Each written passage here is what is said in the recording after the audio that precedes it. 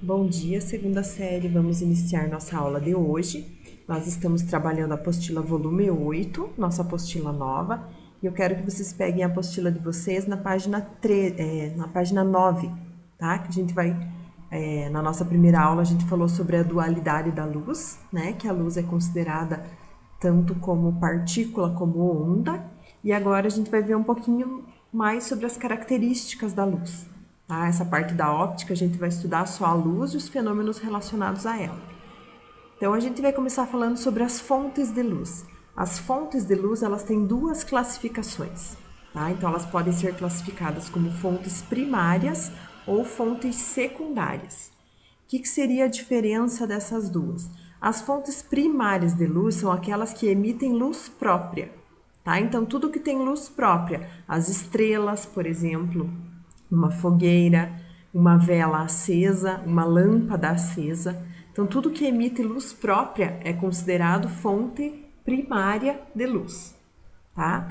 Já as fontes secundárias, elas são aquelas que não emitem luz própria, elas só refletem a luz recebida, tá? Então, por exemplo, uma folha de papel, uma flor, um sofá, uma cadeira, as próprias pessoas, nós mesmos somos fontes secundárias de luz, a gente não emite luz própria, né? A gente reflete a luz recebida de uma outra fonte, de uma lâmpada ou a luz do sol durante o dia, né? Então, tudo que a gente enxerga porque está refletindo luz. Tá? Um objeto, eu enxergo um objeto porque a luz do sol ou a luz de uma lâmpada, enfim, de alguma fonte, está chegando naquele objeto e refletindo, por isso que eu consigo enxergar aquele objeto. Então, as fontes secundárias são todas as outras que não emitem luz própria, tá? Só refletem a luz. E a respeito da reflexão da luz, gente, é por causa da luz refletida que nós enxergamos as cores, tá? Então, vocês sabem que a luz branca, ela é composta pelas 7 cores lá do arco-íris, né? O espectro visível. Quando aquelas cores estão todas misturadas lá, é a luz branca, mas elas podem se separar nas 7 cores do arco-íris quando elas sofrem uma dispersão, né? Então, quando eu enxergo um objeto vermelho, por exemplo, o que acontece? A luz branca está batendo naquele objeto, ele está absorvendo todas as cores menos a vermelha. Ele está refletindo a cor vermelha, por isso que eu enxergo vermelho. Tá? O que eu enxergo é o que está sendo refletido pelo objeto. Uma pessoa que está com uma roupa amarela, por exemplo, aquele tecido amarelo, ele está absorvendo todas as cores da luz branca e refletindo a amarela, por isso que eu enxergo amarelo, tá? Aí um objeto preto, o que acontece? Ele absorve todas as cores, não reflete nenhuma, por isso que ele é preto, tá? E o objeto branco, ele reflete todas as cores, ele não absorve nenhuma, por isso que ele é branco.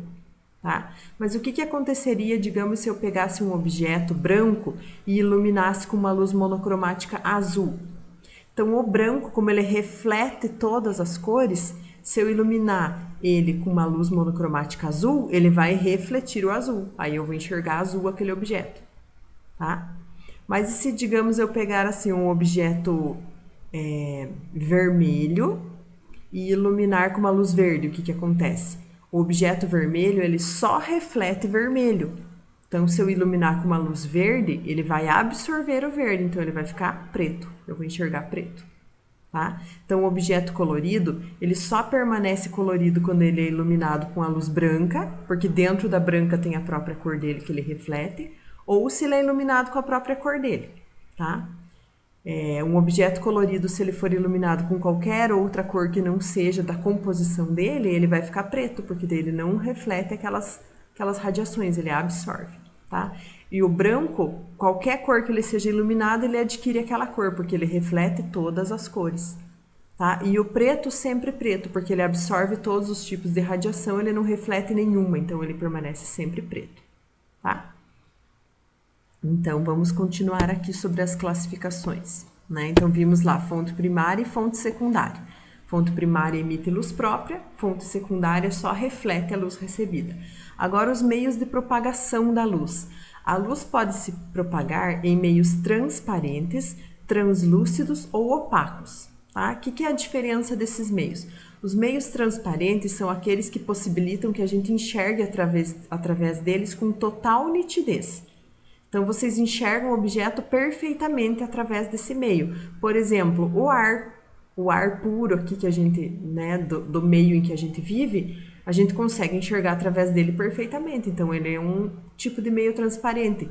Uma película de vidro que seja fina, né? A gente consegue enxergar através de uma vitrine, através de uma vidraça de uma janela de uma casa. Então, o vidro, quando ele não tem uma espessura muito grande, ele também é considerado um meio transparente. Se ele estiver limpo também, claro, né?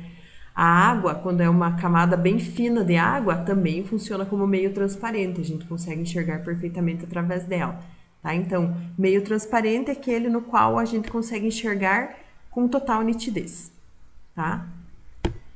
Agora, os meios translúcidos. Os meios translúcidos são aqueles que a gente consegue enxergar através deles, mas não totalmente nítido. Por exemplo, a neblina, um vidro jateado, ou uma parede de tijolo de vidro, que o vidro é bem espesso, a gente não enxerga bem com nitidez através dele. Papel celofane, ou um vidro colorido, tá? Então, a água, quando ela está em maior quantidade, por exemplo, dentro de uma piscina, quando a gente está no fundo da piscina, quem está lá fora não enxerga a gente perfeitamente, né? Então, os meios que a gente enxerga através deles, mas não perfeitamente, são considerados translúcidos. E já os meios opacos são aqueles que a gente não enxerga através deles, tá? Por exemplo, uma parede de tijolos, ali o exemplo da máscara, né, que a mulher está usando para dormir, enfim, objetos que a luz não passa através deles, tá? São considerados meios opacos, tá? Ele impede que a luz passe através dele. Então, meios de propagação da luz: transparente, translúcido e opaco. Bem fácil, né? E agora a gente vai falar também, nessa aula, a respeito de raio e feixe de luz, tá? Então, a luz, como a gente não enxerga os raios de luz, né? A gente representa os raios de luz na física através de setas, tá? Através de vetores. Então, uma única seta, ó, representa um raio de luz isolado, tá? E quando eu tenho várias setas juntas, eu estou representando um feixe de luz, tá? Os feixes de luz, eles têm uma classificação, tá? Os tipos de feixes, eles podem ser convergentes. O que significa isso? Eles convergem para um único ponto, tá? Então, eles são inclinados, ó, e eles vão fechando aqui, indo todos, e todos eles vão ter um ponto em comum aqui. Eles chegam num ponto em comum, tá? Então, eles convergem para um único ponto. O feixe divergente é o contrário. Eles saem de um único ponto, mas, ó, eles abrem, tá? Os raios vão se afastar, eles vão divergir, ó, vão abrir, saindo de um ponto comum. Então, o convergente, eles chegam num ponto comum, o divergente, eles saem de um ponto comum, tá? E os raios paralelos são aqueles que não se encontram nunca, tá? Ó, como retas paralelas, né? As retas paralelas nunca se cruzam. Então, os feixes de luz paralelos nunca se cruzam, tá? Agora a gente vai assistir um videozinho só que fala sobre a propagação da luz. Você sabia que um raio de luz pode ser invisível? Você notou que o laser foi ligado?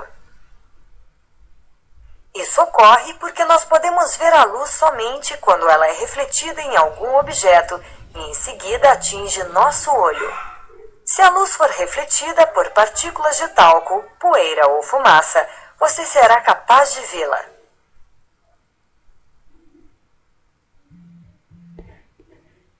Então, aqui a gente viu a introdução, né, um pouquinho do conteúdo a respeito da luz, os meios de propagação, a classificação das fontes primárias e secundárias. E agora eu quero que vocês façam os exercícios das páginas 11 e 12 da apostila, tá? São 4 exercícios apenas, exercícios 1, 2, 3 e 4, das páginas 11 e 12 da apostila nova. Então, eu quero que vocês façam esses exercícios como tarefa e mandem a foto aqui no grupo para validar a nossa aula de hoje, tá? Se vocês tiverem alguma dúvida na realização dos exercícios, eu tô aqui para tirar as dúvidas de vocês, tá? Tô disponível aqui no horário da nossa aula para tirar dúvidas e explicar alguma coisa que vocês não tenham entendido, tá? Então, boa aula, boa realização de exercícios para vocês e bom final de semana também. Até semana que vem.